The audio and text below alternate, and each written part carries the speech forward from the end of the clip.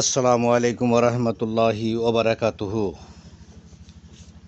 আজ পবিত্র কোরআন শরীফ থেকে তেলাওয়াত হবে সূরাতুল বাকারার আয়াত নম্বর 190 থেকে নিয়ে 195 পর্যন্ত। আল্লাহুম্মা সাল্লি আলা মুহাম্মাদি ওয়া আলা আলি মুহাম্মাদিন কামা সাল্লাইতা আলা ইব্রাহিম ওয়া আলা আলি ইব্রাহিম ইন্নাকা হামিদুম মাজিদ। اللهم بارك على محمد وعلى آل محمد كما باركت على إبراهيم وعلى آل إبراهيم إنك حميد مجيد. أعوذ بالله من الشيطان الرجيم. بسم الله الرحمن الرحيم. يسألونك عن الأهلة قل هي مواقيت للناس والحج وليس البر بأن تأتوا البيوت من ظهورها ولكن البر من اتقى وأتوا البيوت من أبوابها واتقوا الله لعلكم تفلحون. وقاتلوا في سبيل الله الذين يقاتلونكم ولا تعتدوا إن الله لا يحب المعتدين. واقتلوهم حيث ثقفتموهم واخرجوهم من حيث أخرجوكم والفتنة أشد من القتل ولا تقاتلهم عند المسجد الحرام حتى يقاتلوكم فيه فإن قاتلوكم فاقتلوهم كذلك جزاء الكافرين. فإن انتهوا فإن الله غفور رحيم. وقاتلهم حتى لا تكون فتنة ويكون الدين لله فإن انتهوا فلا عدوان إلا على الظالمين. الشهر الحرام بالشهر الحرام والحرمات قصاص فمن اعتدى عليكم فاعتدوا عليه بمثل ما اعتدى عليكم واتقوا الله واعلموا أن الله مع المتقين. وانفقوا في سبيل الله ولا تلقوا بأيديكم إلى التهلكة وأحسنوا إن الله يحب المحسنين.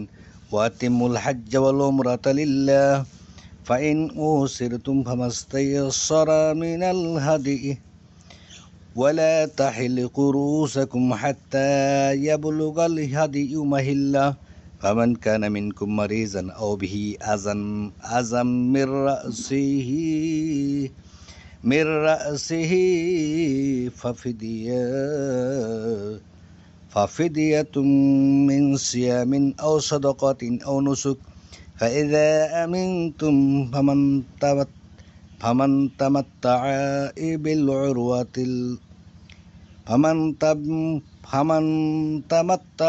بالعروة إلى الحج فما استيسر من الهدي فمن لم يزد فصيام 3 أيام في الحج و7 إذا رجعتم تلك 10 كاملة ذلك لمن لم يكن أهله حاضر المسجد الحرام واتقوا الله واعلموا أن الله شديد العقاب. তারা তোমাকে নতুন চাঁদসমূহ সম্পর্কে প্রশ্ন করে, বলো তা মানুষের ও হজ্জের জন্য সময় নির্ধারক।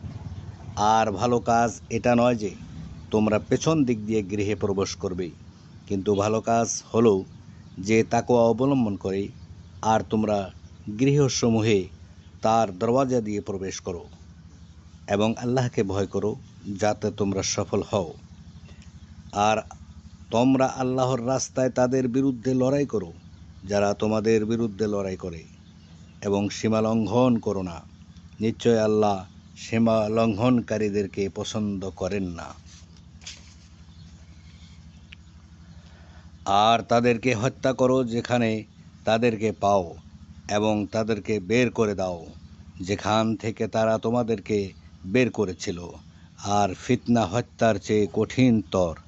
এবং তোমরা মসজিদুল হারামের নিকট তাদের বিরুদ্ধে লড়াই করো না যতক্ষণ না তারা তোমাদের বিরুদ্ধে সেখানে লড়াই করে। অতঃপর তারা যদি তোমাদের বিরুদ্ধে লড়াই করে তবে তাদেরকে হত্যা করো, এটাই কাফিরদের প্রতিদান। তবে যদি তারা বিরত হয় তবে নিশ্চয় আল্লাহ ক্ষমাশীল পরম দয়ালু। আর তাদের বিরুদ্ধে লড়াই করো যে পর্যন্ত না ফিতনা খতম হয়ে যায় এবং দিন আল্লাহর জন্য হয়ে যায়। সুতরাং তারা যদি বিরত হয় তাহলে জালিমরা ছাড়া কারো ওপর কোনো কঠোরতা নেই।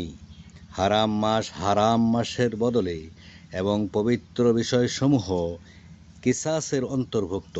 সুতরাং যে তোমাদের উপর আক্রমণ করেছে তোমরা তার উপর আক্রমণ করো যেরূপ সে তোমাদের উপর আক্রমণ করেছে।